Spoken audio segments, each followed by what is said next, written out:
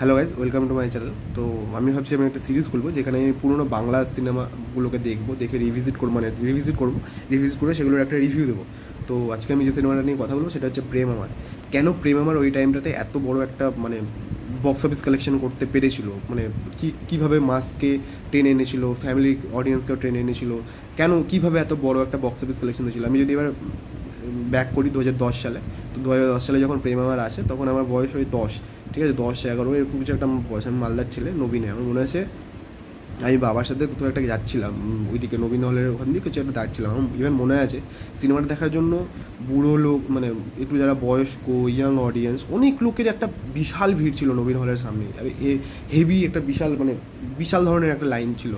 তো তখন দেখে আমি তখন ভাবলাম কী সিনেমা। আমার একটা ছোটোবেলা থেকে ইন্টারেস্ট লেগে থাকতাম, যখন কোথাও যেতাম, ধরুন আমার গ্রামের বাড়ি যেতে হতো বালুরঘাট। এবার বালুরঘাট যেতে যেতে রাস্তার সাইডে 3-4টে হল পড়তো, আমি হলে দেখতে দেখতে যেতাম যে কী সিনেমা চলছে। আমার মনে আছে আমি মালদাতে তখন নবীনে দেখেছিলাম প্রেম আমার চলছে, আর গাজলে দেখেছিলাম মাপিয়াতে প্রেম আমার চলছে। আমি 1:30টার শো, ওই খরা রোদের মধ্যে লোকজন ছাতা নিয়ে সেই সিনেমাটা দেখতে গেছে। তখনকার সিনেমা হলে নবীনও এসি ফেসি কিছু ছিল না, বাট ইভেন তখন লোকজনের এত ক্রেজ এই সিনেমাটার প্রতি, সিনেমাটা দেখতে গেছে। এবার যদি সিনেমাটার রিভিউ নিয়ে কথা বলি, মানে সিনেমাটার নিয়ে যদি কথা বলি, সিনেমাটা কোনো একটা সিনেমার রিমেক, আমি ইভেন মনে নেই আমার রিমেকটা কোন সিনেমা, বাট খুব ভালো একটা রিমেক, ঠিক আছে।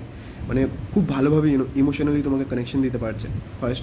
সেকেন্ড, খুব ভালোভাবে কমেডিটা ওয়ার্ক করে। থার্ড, এখানে এই সিনেমার পারফরমেন্স, সোহম চক্রবর্তীর পারফরমেন্সটা দারুণ ছিল।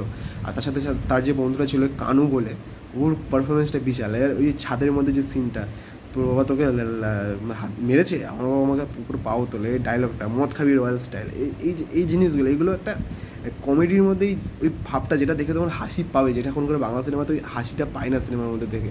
তো এই ছিল থার্ড, পারফরমেন্স। এই সিনেমাটা স্ক্রিন প্লে, যেটা তোমাকে প্রথম থেকে টানা বসে, প্রথমে কমেডি দিয়ে শুরু হচ্ছে, দিয়ে কমেডি দিয়ে শুরু হচ্ছে, হিরোইনের সাথে দেখা হওয়া থেকে তারপরে একটা প্রেম হওয়া পর্যন্ত একটা আছে, তো লাস্টে গিয়ে মরার আগে পর্যন্ত একটা পোর্শন। এইভাবে স্ক্রিন প্লেটা খুব ভালোভাবে এঙ্গেজ করে রেখেছে, ওই জন্য সিনেমাটা দেখতে তোমার খুব ভালো লাগবে সিনেমাটা দেখতে।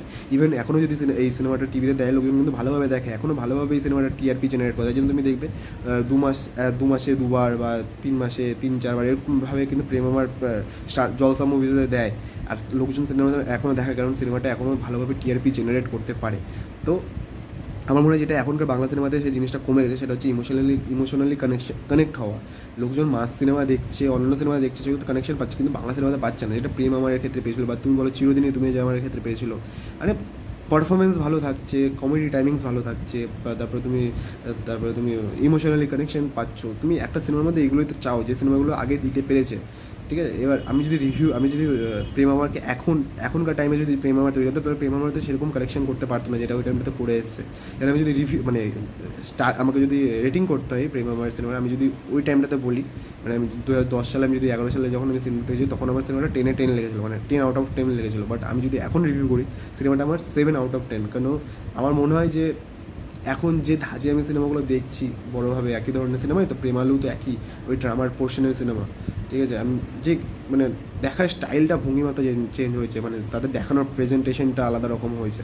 তো সেই ক্ষেত্রে আমি 3 নম্বর সেখানে কাটবো। বাট সিনেমাটা ওভারঅল খুব ভালো। যারা এখনও আমার মিনিমাম অনেকেই দেখে নিয়েছো, যারা এখনও দেখোনি তারা গিয়ে চেক আউট করতে পারো। সিনেমাটা দারুণ সিনেমা, হটস্টারে অ্যাভেলেবেল আছে। চলো, টাটা, এই ছিল আমার ভিডিও।